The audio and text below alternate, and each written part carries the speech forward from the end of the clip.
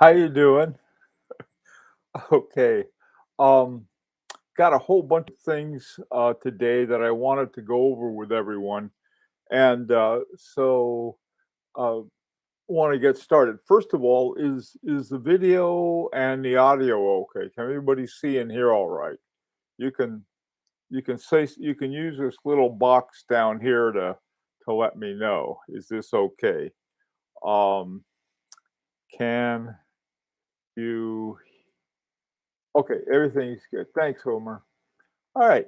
Um, so let's get started. Hi, Young. Hi, Hughes. How you guys doing? Good to see everybody. All right. Um, let's the first of all, Hater. I think all but a few that I knew are sort of are pending. All of the payments are in, so that's good. And we're closer to 50 uh people than we are 40. Okay. We have about 40, I think about 47, 48, somewhere about that. And some people have hi Hong. Uh some people have asked about, well, should we limit it?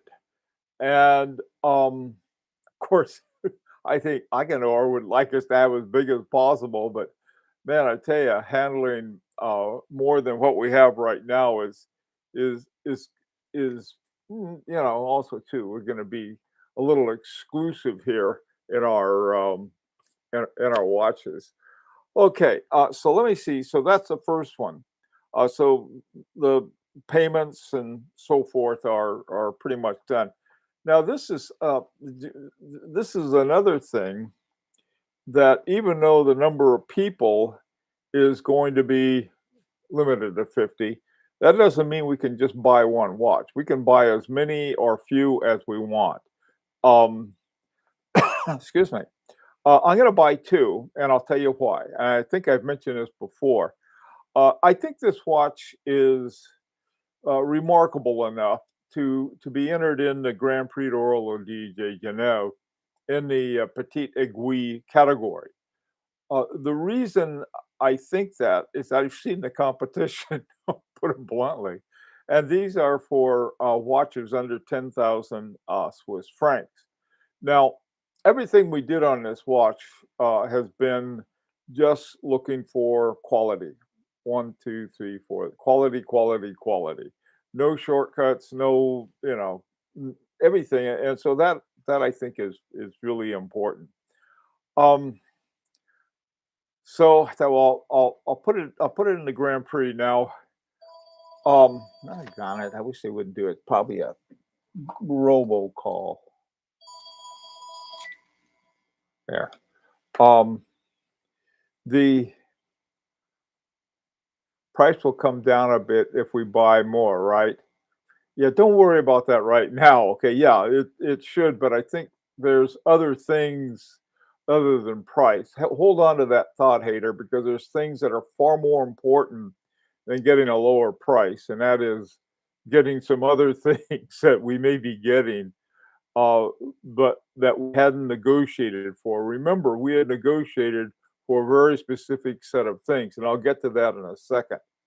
Um, but let's say that we're talking about the what we had said we wanted something under 7,500 Swiss francs, and under 7,500 Swiss francs is I hope I hope it's a lot under, but I don't know exactly what it would be. Now for the petite aiguille, the the number is below 10,000 Swiss francs. Okay, well, this is going to be below 10,000 Swiss francs, but we wouldn't be wise to put the lowest price that we got. And I was thinking, well, we'll put it at 9,500. Okay, and then if your friends start bugging you for one, you can tell them that's the price. And so anyway, so the question is how many? Like I said, I want to one for me and then one to send into the Grand Prix. if we win uh, the first round, they're going to want another 6,000 Swiss francs to go on their world tour that they have, and then if they that's if ours makes the nomination stage, and then when they're finished with it, they can either send it back or they can put it in their museum. Now, I thought, well, I would pick. I'll I'd get the I'd pay for the 6,000 Swiss francs and just sort of usher it through because be I can't imagine all 50 of us going through the Grand Prix process. So that would be my work. Now, if we did that, the demand I think would be something else, and this is my idea. I'm not a businessman, but there. What I thought, we've got a whole bunch of people, and we got them all over the world, and so if somebody from let's say Japan wanted to buy one. Well, we got a guy in Japan. He could order some more and go out. So as far as I'm concerned, we all own it. Okay, this is not any one of our watches, but it's all of our watches. Now I know that anybody sort of looking at a corporate ownership thing or something like that would pull out every hair in their head, right, by saying something like that. But I thought it makes sense. Heck. So anyway, if you want to get more than one, that's up to you.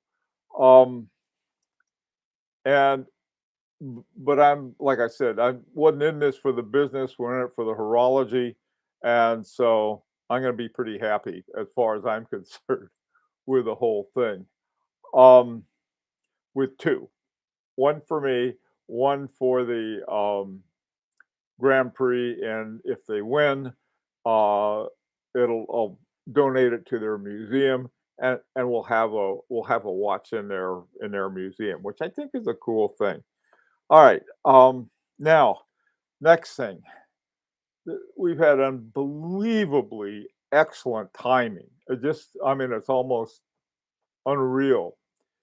About uh, mm, right about I think it's about 2 hours ago.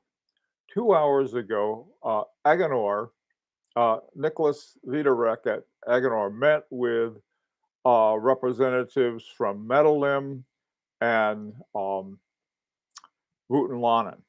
Okay, and the what the guy at Medellin really wanted a lot of detail, and I told him, I said that we're here's a general idea of what we had in mind based on, and what I did is that I used the simplicity, like we had talked about, with a white lacquer base to it, and told them that, hey, you guys, I want you to look at this and give us some ideas and say, and I asked them to send us some samples.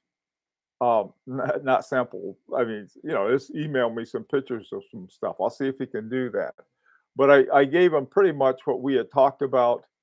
Um, and let's see, the white lacquer background, the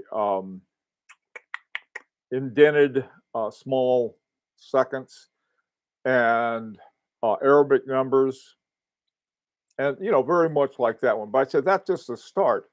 You guys, we're depending on you uh, because we're new at this. Rather than trying to act like either some big pushy, I got the money, so you guys have to do this and this and this. I think we're going to have that. Now they're meeting with. He sort of Nicholas is going to keep an eye on this process for us and help us out. Um, oh, Hughes, they wouldn't hire them if they needed vetting. Okay. All right. Okay, I get you. Maybe they got out of Leinfelder because of that. That's really funny. Okay. So now the thing I found out was that Metallim doesn't make hands. And so I thought, whoa, okay, what next? So what I did is that I talked to uh, Nicholas Viderek, and I said, "What's the best hand maker in Switzerland?" And he gave me this name, and I looked up their website and everything. Hang on, let me put it. Okay, I just put it right there. Uh, their name is Fiedler. Okay, look up their website. It's this god awful website, which encouraged me because I have never seen anybody in watchmaking that had a decent website. They're terrible. Wooten Lannon's is terrible. Metallim is terrible. Terrible websites, but they got the best stuff. If they had had a good website, I'd be a little little warning. But you can take a look at them. Um, they they go back to 1848, and I think the same mindset made their website, but they have some write-up also too.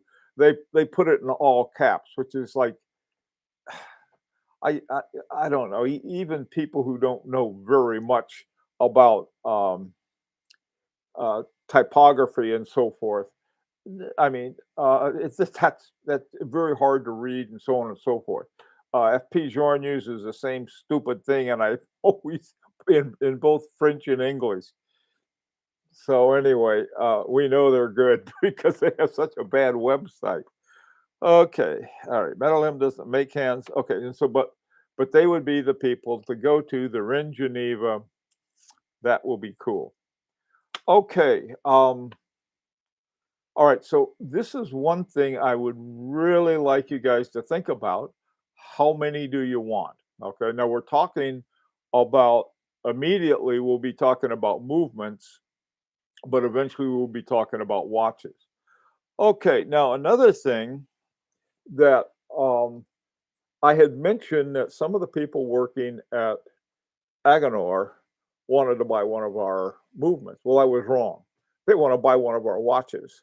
There's one guy who's an engineer who would like to buy a movement, and I told him pay as much as we do, and I'm good with it. Now I realize that we've paid a lot more because we've got the pre-study, we've got this other stuff, um, but there's some other things that they're doing for us, and we've got to look at those as very high value things. One thing, Nicholas is shepherding it from the move from the well, yeah, the movement, but from the through the case and the dial, and then I just added I'll contact Fielder and tell them what we're doing and what we want. Um, and then he'll know what to do. He knows the people to call. But right now, he's at that show, and I always forget the EPHJ show. Okay, that's a big trade show. And like I said, 2 hours ago, he was able to meet with the case maker and the dial maker at the same time. And early this morning, I was up at 5 o'clock our time this morning, and that's when I do a lot of emailing back and forth. And the guy from Metallim kept asking for more and more details, and I kept telling him, yeah, here this is what we want, and so forth, and sent him some pictures and things, but told them, say, look, we want you guys to help us out on that because you're the real experts on this. Okay. Yes, Hughes, exactly right. That is exactly right. Here's somebody from Agenor. They got this incredible watch that was our thing. Where'd you get that? No, I think that if we had done this as a business, we'd make a fortune.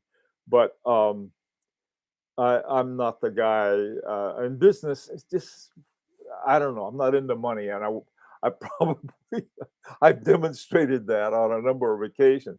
But I do know the value of having good relationships, and I do know if it comes between uh, should we use the cheap route or the better route? I think they're helping us along to what we want, the better route, the better horology. Um, Instead of like, I know a guy, from Lower Slobovia who cranks these things out in his garage. No, so we're having we got to be very diplomatic. I think that's important. But also too, this is why I think that we had to make it a lot more fun than they probably are used to. And from what I've gathered, we are. We're giving them credit. We're listening to them. We're asking for their advice. I mean, so we have somebody this powerful. I mean, and when I say powerful, I mean powerful. I have a link I'm going to show you guys in a second. But these guys are a powerhouse in ways that I never realized. Okay, now here's the last thing on the agenda. Um, I was asked by a guy, uh, "Does is it going to have hacking?" Now that's a reasonable question, and a lot of guys like hacking. I don't. Okay, I just and let me explain why I don't like hacking.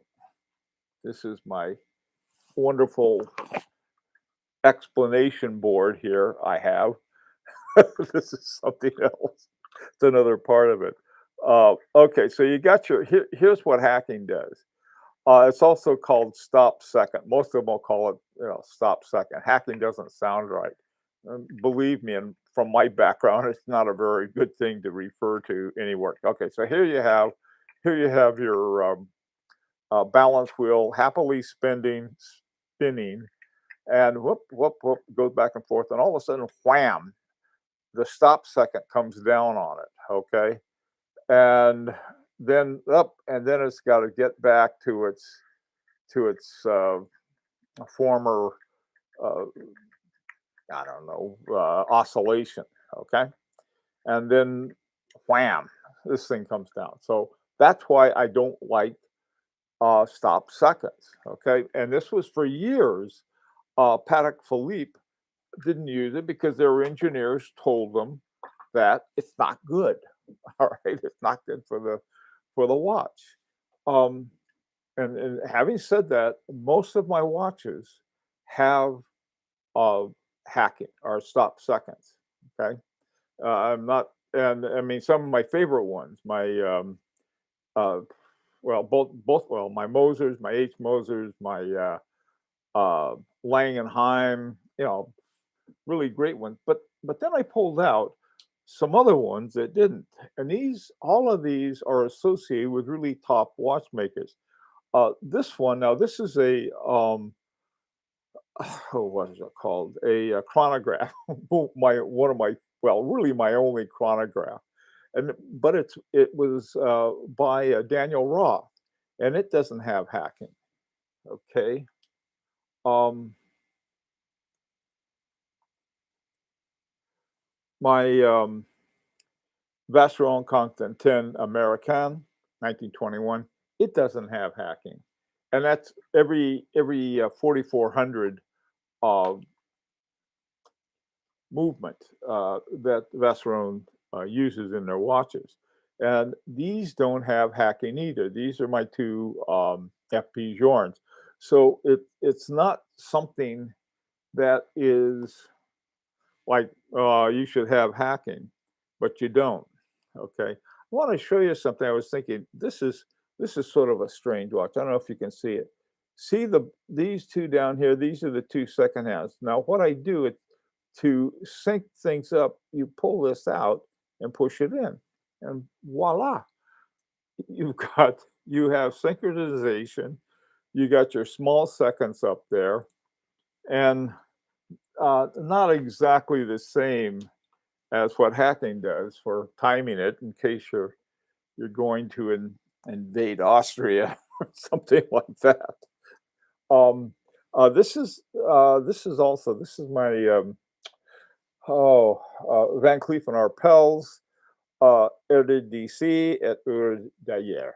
Okay, that means time here and time there. It doesn't have hacking either, and it's got a pure um, Agonor movement in it. All right. So I'd asked before that, though, I wanted to be fair to everyone, and especially the guy who asked me about it. And so I asked Nicholas Vitarek, I says, does the movement have hacking? He said, no. Okay. No, he could hear my smile. We were on the phone. And so he said, what it does have, though, is an Agon pit. I had heard of Agon pit, but I wasn't sure what it was. Now, there's the thing that most have, really shook up the chronograph world was the Agon, what was called Agonor's chronograph, called the Ogdengraph. And I was reading about it, and it's really an amazing piece. Okay, it's just like, let me give you the link on this. This is, you guys should take a look at this just because, so you know what in the world kind of watchmakers we're dealing with. I mean, these guys are unbelievably good. Hi, Paul. Does simplicity have hacking? Paul, check with Dufour. I my guess would be no, but maybe it does. Okay. Now, all right. Now that the thing about that was interesting was that there was this other thing called Agon Pit, and I don't know what Agon Pit was. Well, it turns out that it's a patented Agonor regulator, and it doesn't require a hairspring fixation stud, and also it is set up so it's easy to adjust. Okay, so let me give you the link on that. Uh, yes, it is exactly, Hong. Hey, hater. Uh, okay, well, this is boom. Okay, now this is a little short video of that Jean-Marc, Jean-Marc Vitarek made, showing what it is and how it works. Now, I hate to hold. Yeah, I know this is not the easiest thing to see, but you can find it on that website link. Uh, if you look at this is if you look at the regulation and how the regulation is done, it doesn't look at all like a regular regulator. All right. Uh, if you look at a typical curb regulator, your typical curb regulator has the uh, there's a hairspring fixation stud on it. This one doesn't have that though. Now this is what you'll see from the top. Okay, I mean, well, when I say the top, if you turn your watch over on the back, this is what you'll see. Okay, now if you can sort of take the dial off and everything else, this is what it looks like, and it's it's really amazing. I had no idea that we were going to get this on our movement. It just freaked me out, and I've been jazzed about it all day long. And I found out about this at 5 o'clock this morning, which is not there. There's this midday. I'll give Bill a call. It was like, oh.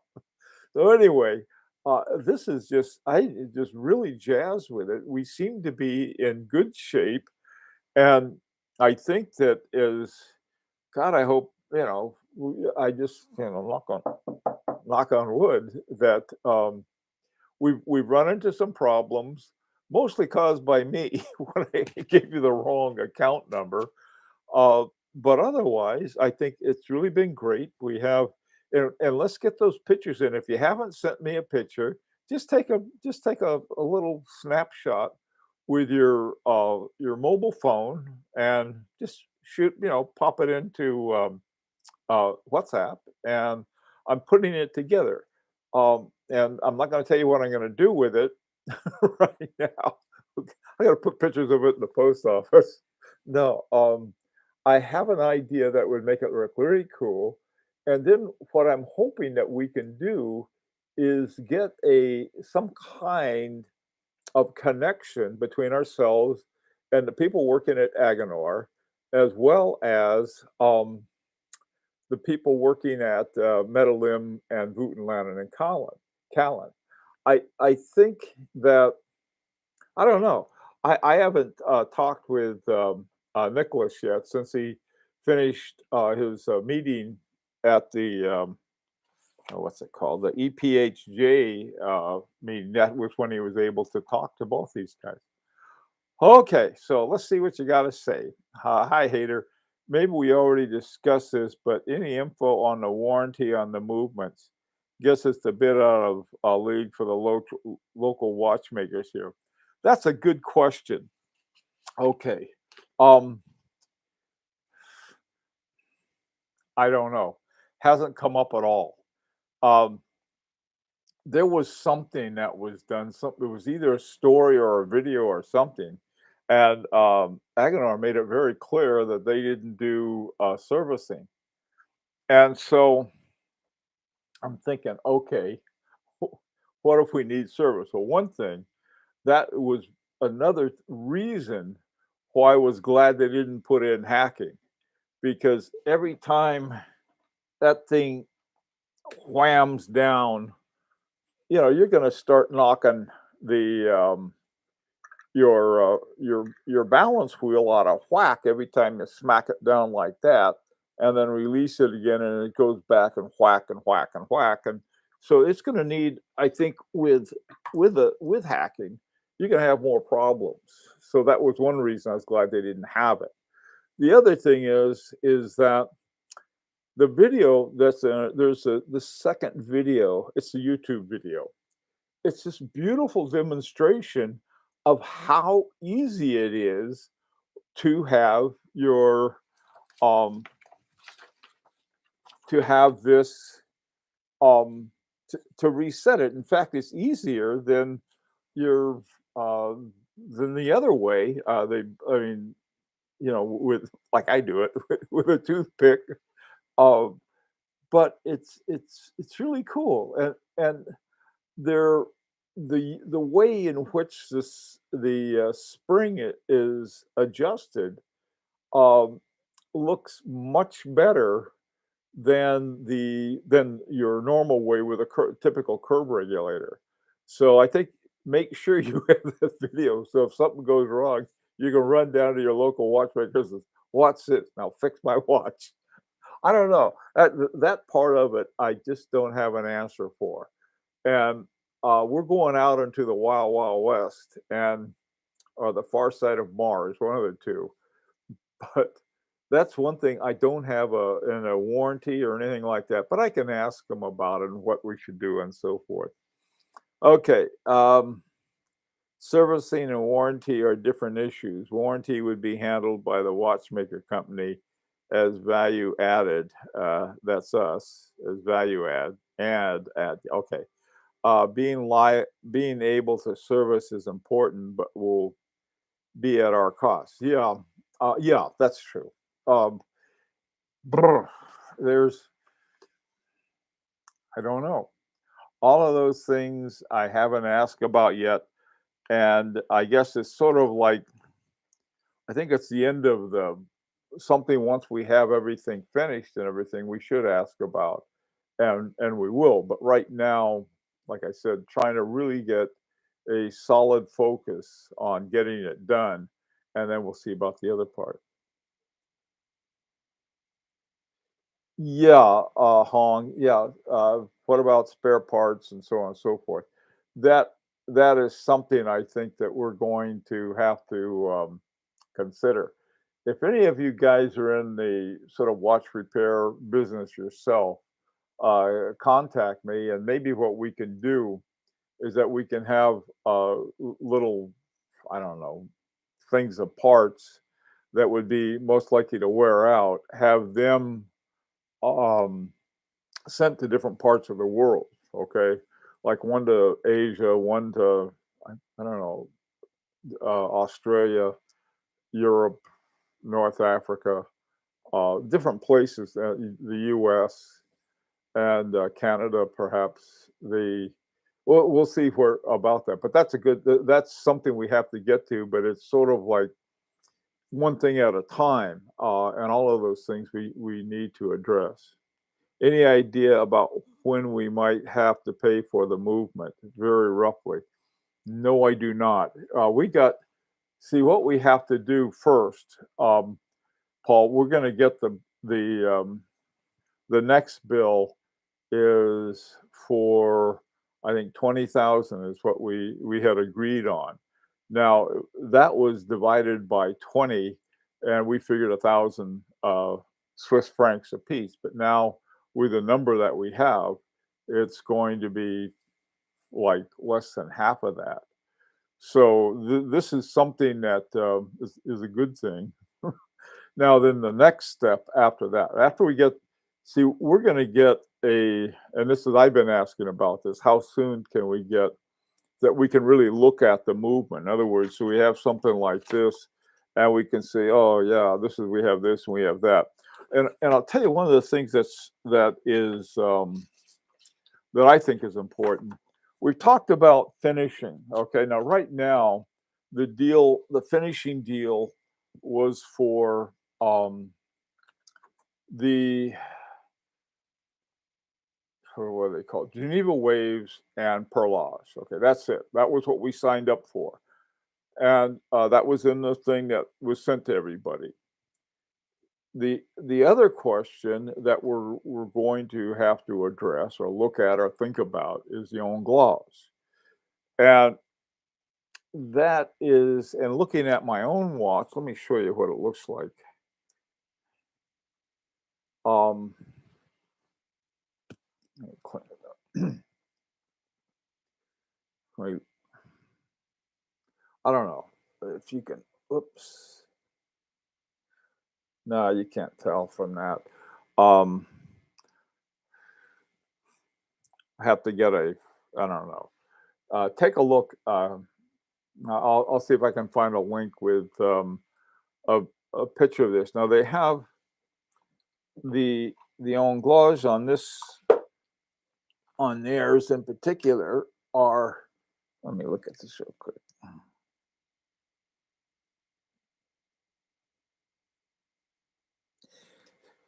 They have what would be probably considered basic Anglaise.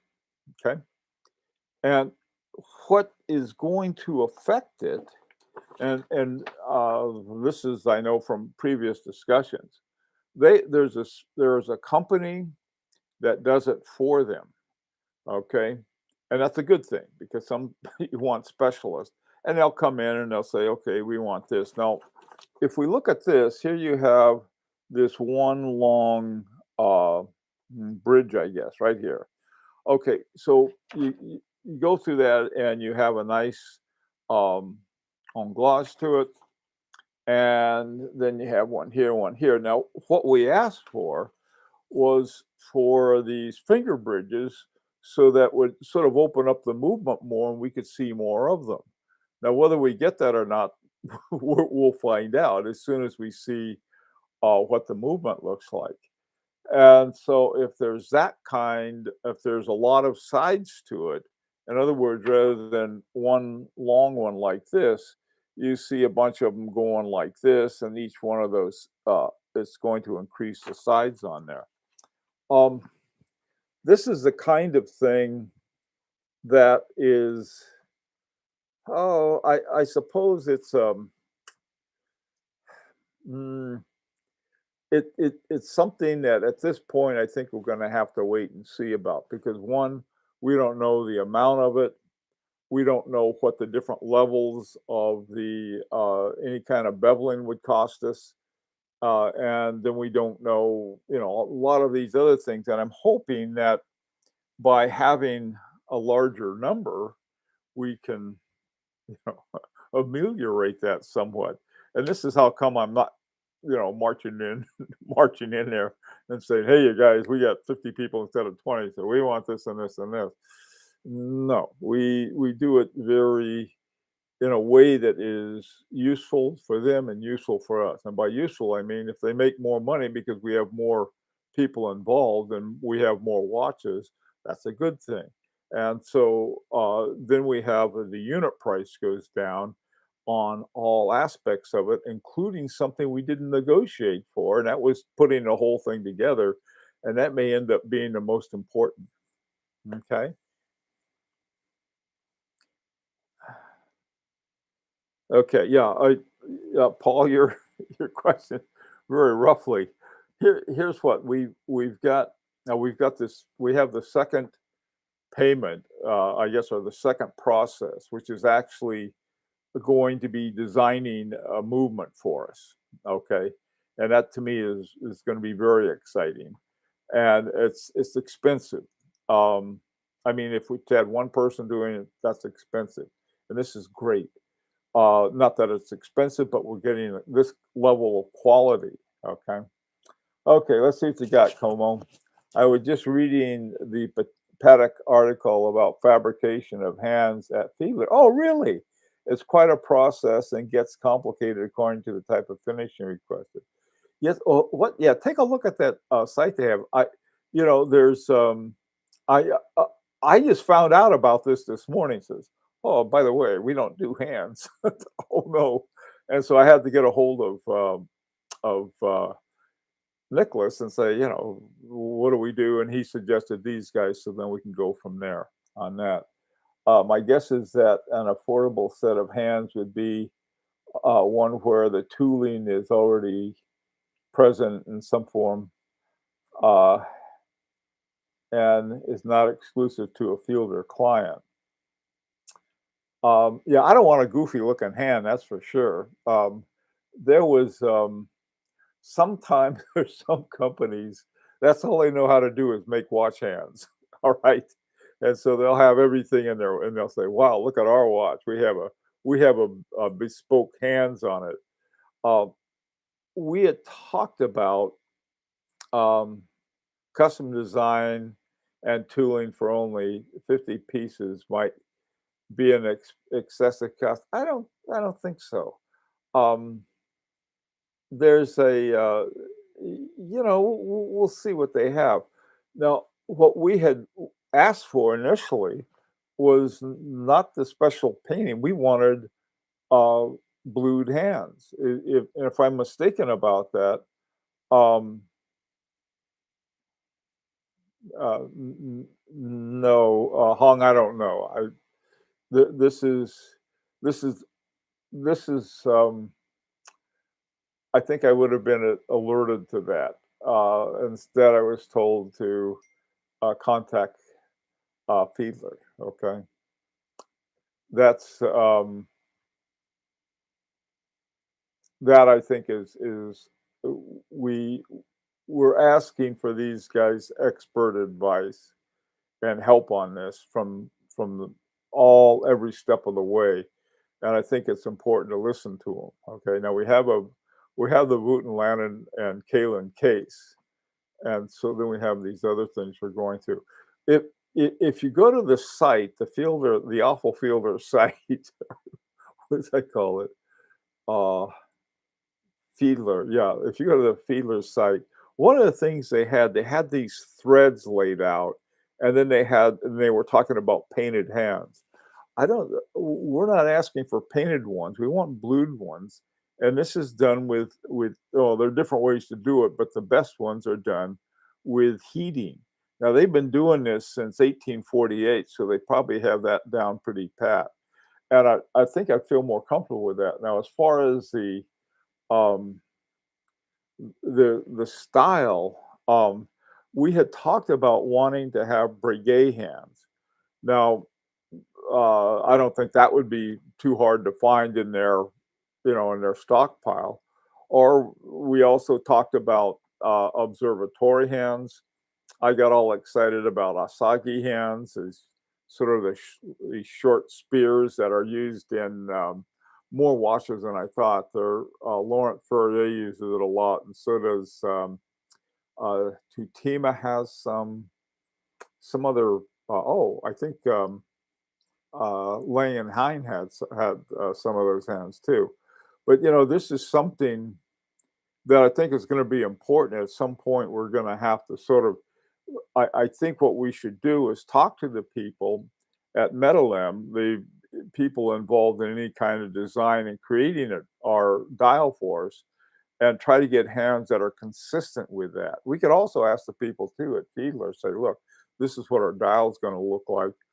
We'd like blued hands, and uh, do you think these will be all right if we want, for example, brigade hands with the little moons on the end? Um, Whatever we want to do, we don't want to put sort of the wrong thing, putting whipped cream on a hot dog. That wouldn't work right. Okay, heated blue steel hand. Yeah. Um, I mean, they should have the tooling for a bunch of different style hands. Oh, you mean it's not out of a grab bag? They can pull this out. Yeah, that's what I thought. Yeah, you're right. They'll have um, molds. They'll have different molds for different ones. I'm sure they have that. And I think that's another advantage of we don't want to get one of these companies that's loving hands at home. And these are some people who think, oh, I can do this, and they'll put something sweet together with a little, I don't know, bow and heart with it. Um, so I think this is the purpose of really going to the best we can find, because if we have a watch with all of these things instead of these baloney things we get, wow, here's the name of our movement, and it's really an ETA or a Solid or something like that.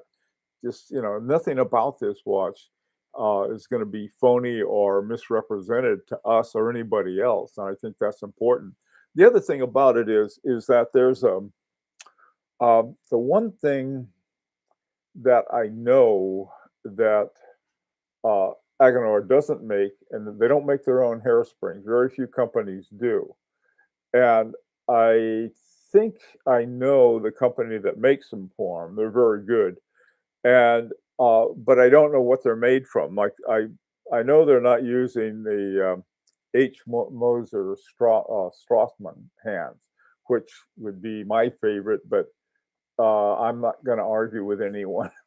Well, you should be using this hairspring instead of that one. They know what they're doing.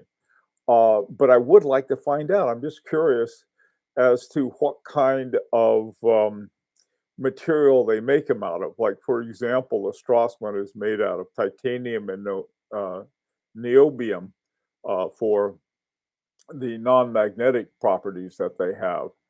And so, to find out about that, I don't know if they'll tell me or not. That hey, get lost, kids. We're gonna make them all out of silica, and you can take a leap. Um, okay. A process is to drill the holes is a strip of metal and then punch out each hand using a punch in the shape. Okay. Um, I I don't know how they do it. It's a mystery to me, and that's perfectly fine as long as we get what we want. See, they're going to we have to be well. They can figure this out. They have to have the right sizes for the minute and hour hand because those are different size holes in it that um, Combio one has mentioned. And then of course the second hand. And I got to tell you, second hands are my nemesis. Every time I build a watch with a second hand, I have to break a couple of them before I get one on there right. Okay, so that's the update. We're all paid off on the first phase. We ended up with about twice as many people as we thought that we had a good chance of. The think about how many watches you want. Now, one is fine. I mean, because let's say they come out with everything around $7,500. That's a lot of money. Um, but it's like I've been paying this a little at a time, so I figured, well, I better get two because I'm not gonna. I mean, what if I sent mine in and for the contest and it never saw it again. I don't know. Maybe I'll get it back or something. But you can do what you want on that. And but like I said, let me know as soon as you can. If you haven't sent me your picture yet, do it. I'm getting a sort of enough to start putting together the collage that I want. I think you're going to like it when you see it. Okay. All right. Any other questions, comments, or especially questions that I don't have the answer to, but I will try to find out for you. Anything else? Oh my God, we've been going on over 45 minutes. Well, listen, I didn't mean to take up this much time, but there was so much we had to cover. Okay. Donald, I don't know what that means. Anyhow, guys, just got a note from Nicholas, so I am going to have to go take care of that. And you guys have a great day. I think we're off to a magnificent start. And until next time, we'll see you. Take care.